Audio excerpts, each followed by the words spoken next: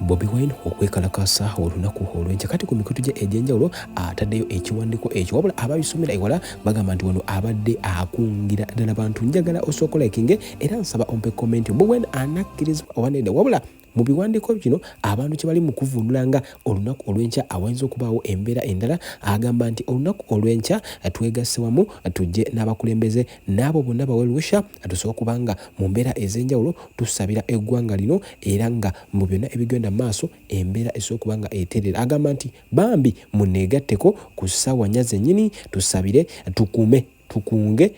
My goodness, organize and agitate for better because we deserve better.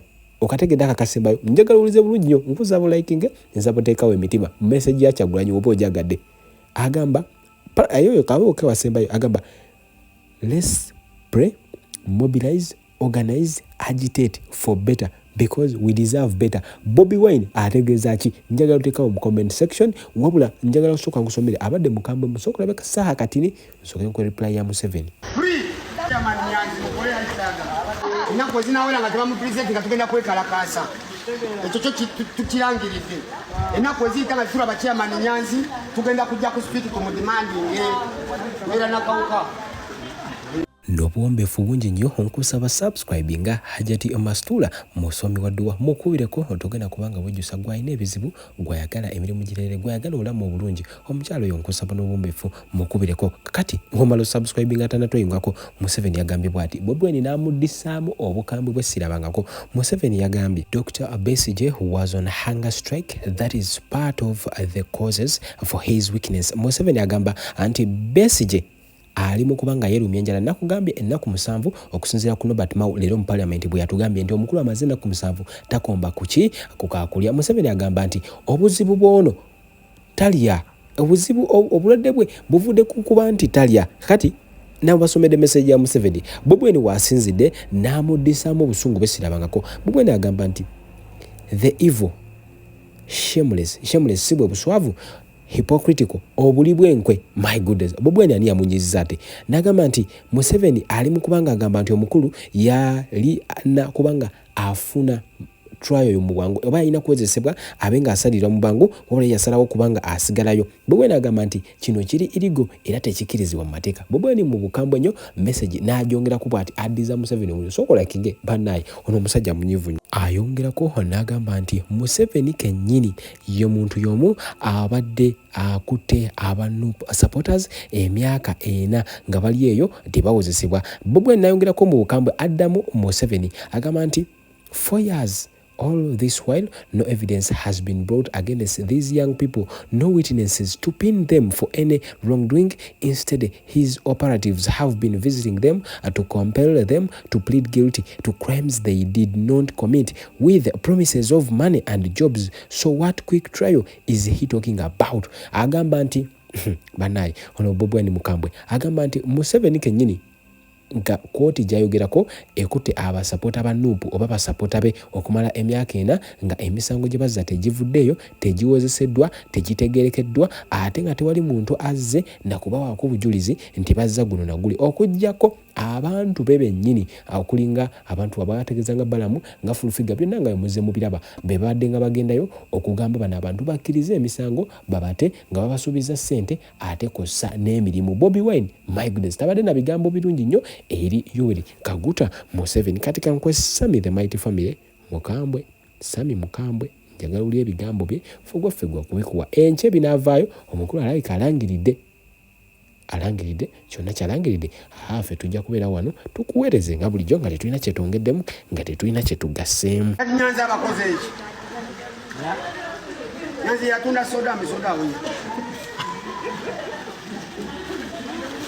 joka abantu abafeera abantu bote babakwata abafeera abantu tebabakwata omusajja najja ne soda n'amupanga onagamba awonja niwabula ne polisi omusamo neno Nyanzi yakoze eki ddala otudda mu bitabo n'ogamba Nyanzi yakoze eki kajja wattu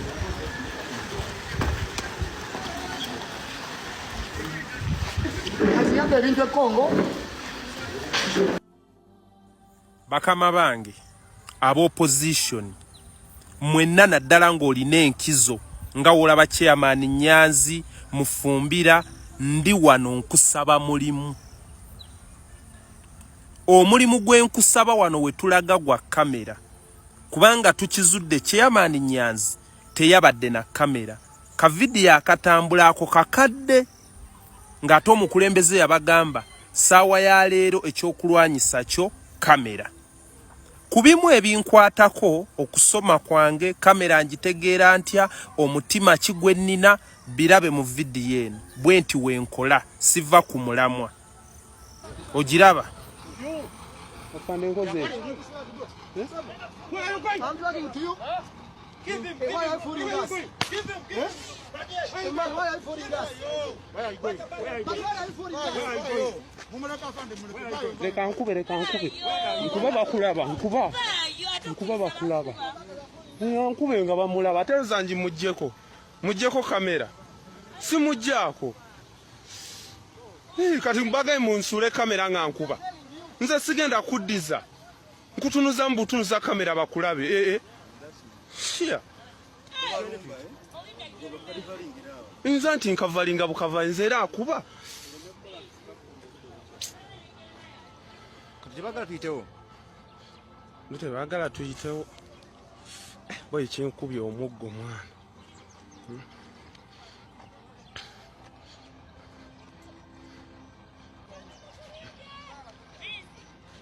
Fandi kata.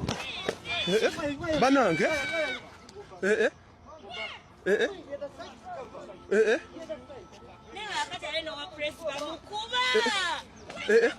Banange nze.